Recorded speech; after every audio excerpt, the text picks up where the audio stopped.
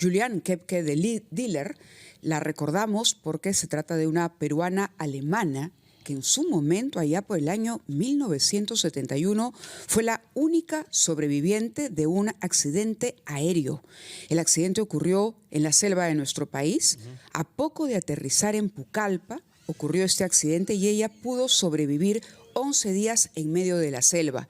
Es una historia de supervivencia, pero además en agradecimiento, Julián ha trabajado desde ese momento por preservar, digamos, el medio ambiente, la Amazonía, la selva, que ella dice le devolvió la vida en aquella oportunidad.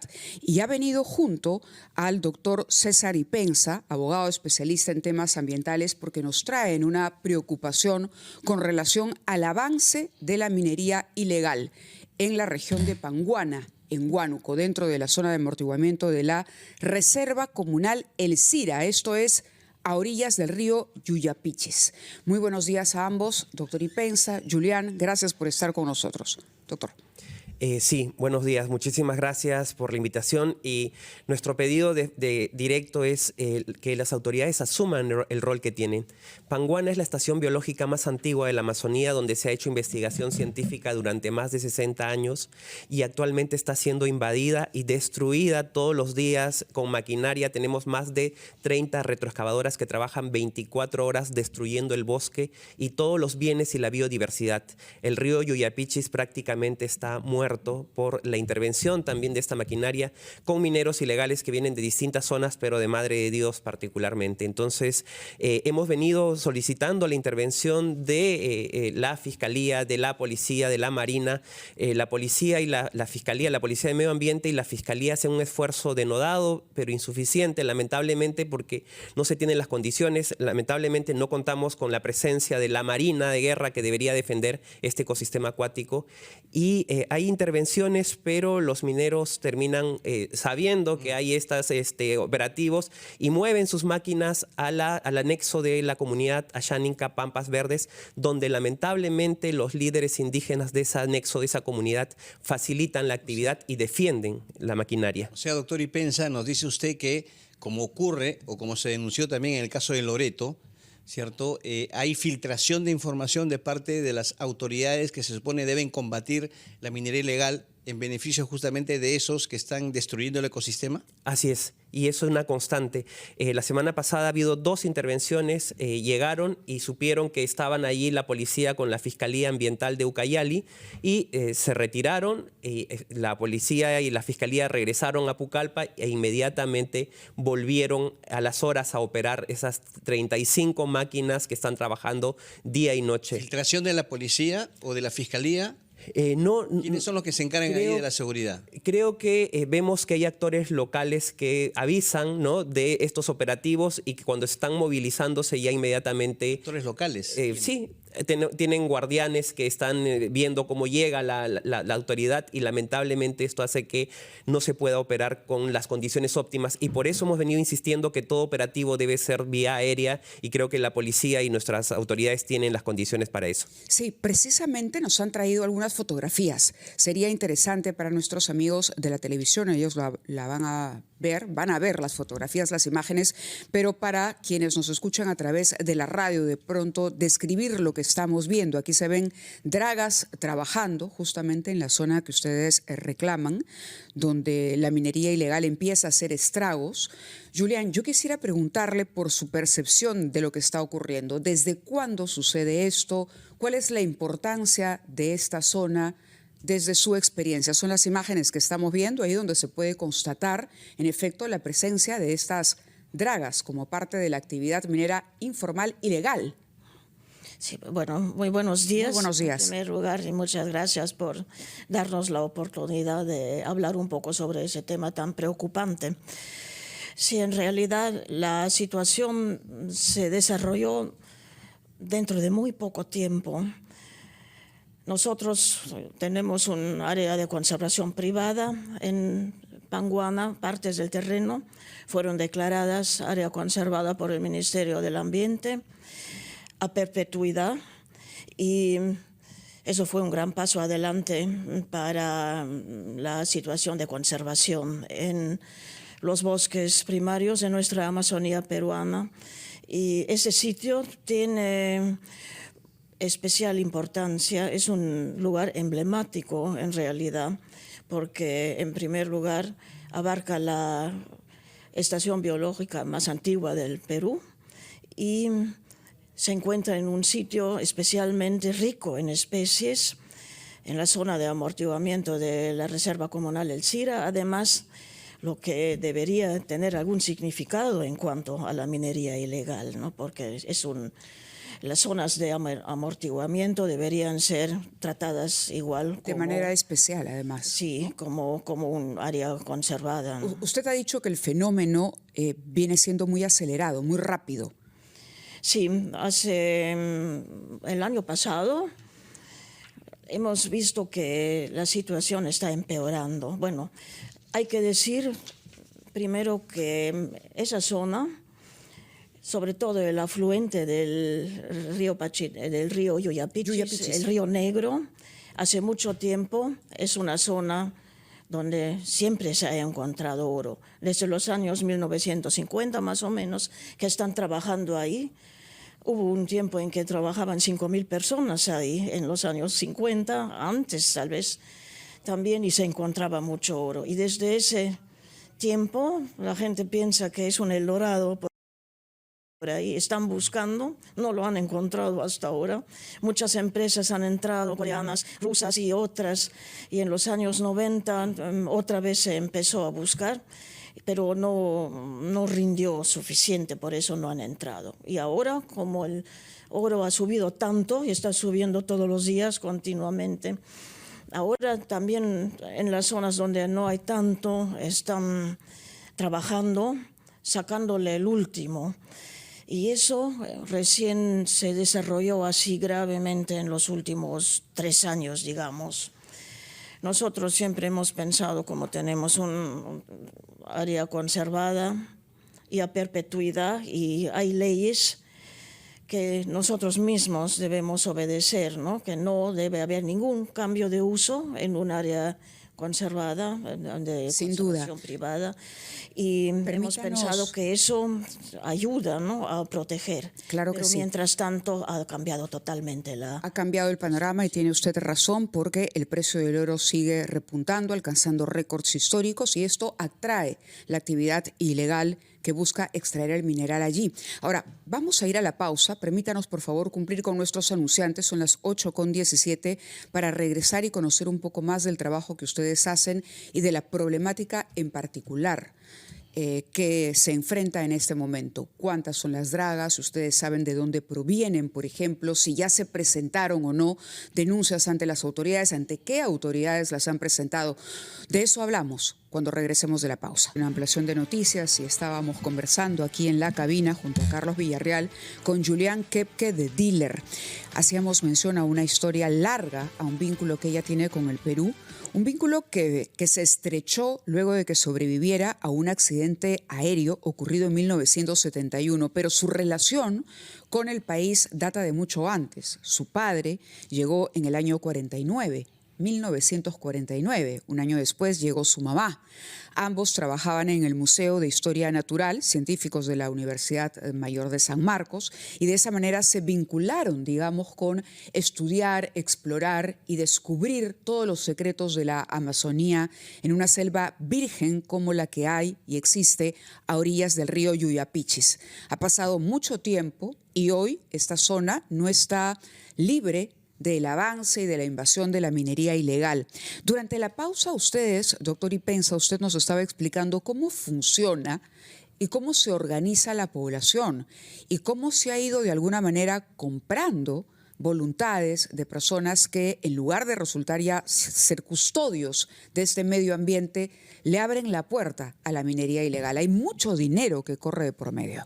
Así es. Mire, si vemos, están ingresando todos los días maquinaria pesada nueva que viene de Pucallpa, pero también desde Oxapampa, por tierra. Y nos decía que ya no necesariamente dragas, ¿correcto? Así es, son maquinaria pesada, Caterpillar, Hyundai. Uno puede ver en las imágenes también toda esta maquinaria. Son 35 máquinas que están ingresando hacia Panguana todos los días y 24 horas, destruyendo el bosque, generando un daño irreversible sobre este ecosistema. 35 máquinas, ¿con qué capacidad de Son- extracción?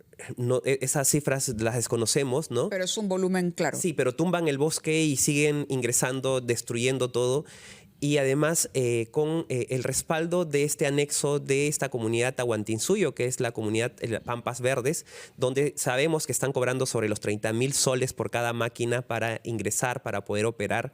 Y cuando va la autoridad, salen estos representantes de este anexo de Pampas Verdes a defender la maquinaria y evitar que el Estado ejerza un control. O cuando se sabe que está llegando la autoridad, se retiran todas las máquinas a Selector Pampas Verdes a descansar y a jugar fulbito los operadores, como ha sucedido en los últimos días. Por eso pedimos que la intervención sea con inteligencia aérea, pero además, sobre todo, que la autoridad pueda incautar esa maquinaria, que la ley sí lo permite, y que pida identificarse a cada uno de los operadores y titulares de esa maquinaria para que se inicien las investigaciones fiscales también. Pero además, y eso quería preguntarle a Julián, hay un efecto colateral, diríamos así, aparte de la destrucción del ecosistema, y está el riesgo sanitario, o sea, la contaminación que hay, ¿no?, del agua con el mercurio, que se utiliza justamente para extraer el mineral.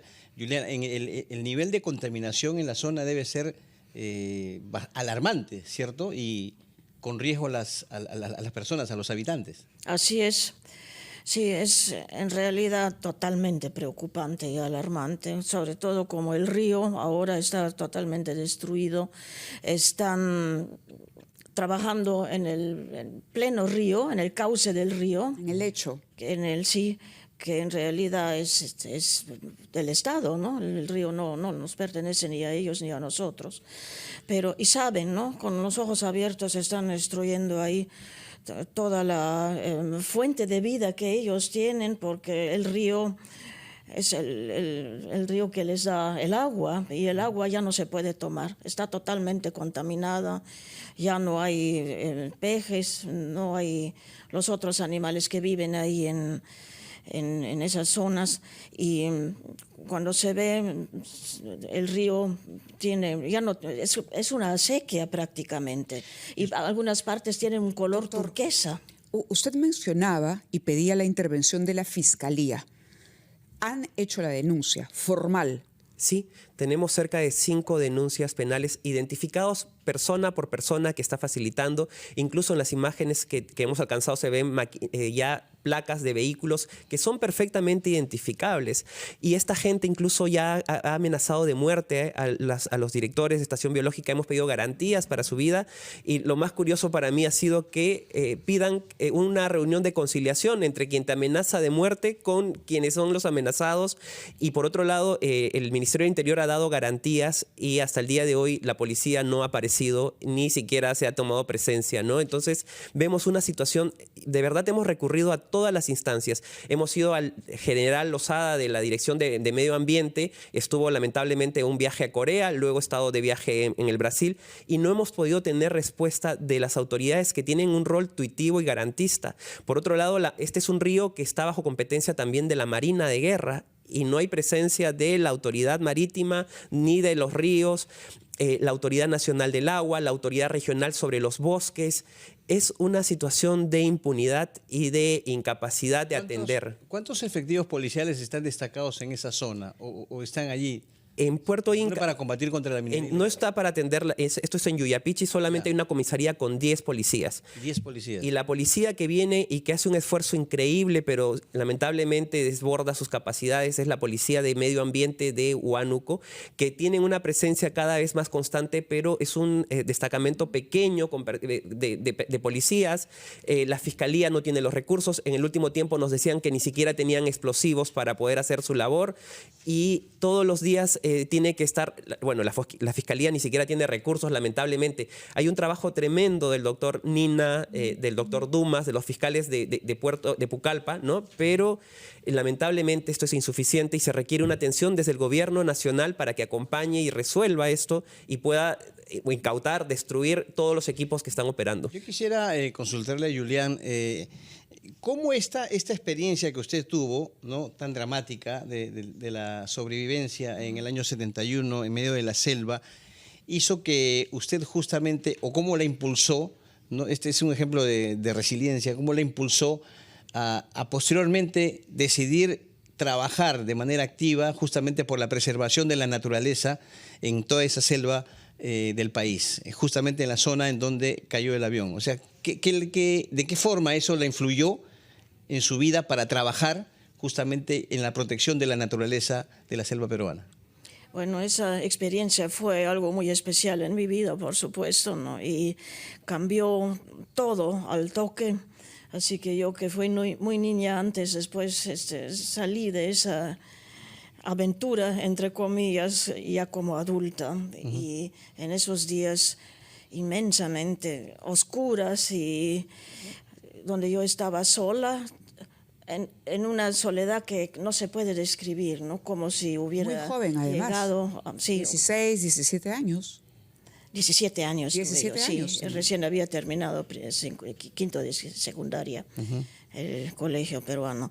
Y en esas noches tan oscuras y solitarias, yo me juré, si yo salgo de eso, porque yo ya al final no tuve esperanza de sobrevivir, pero siempre he seguido. He tenido una fuerza enorme de la que yo no sabía, ¿no?, que tenía. Claro. Esa fuerza como una adolescente.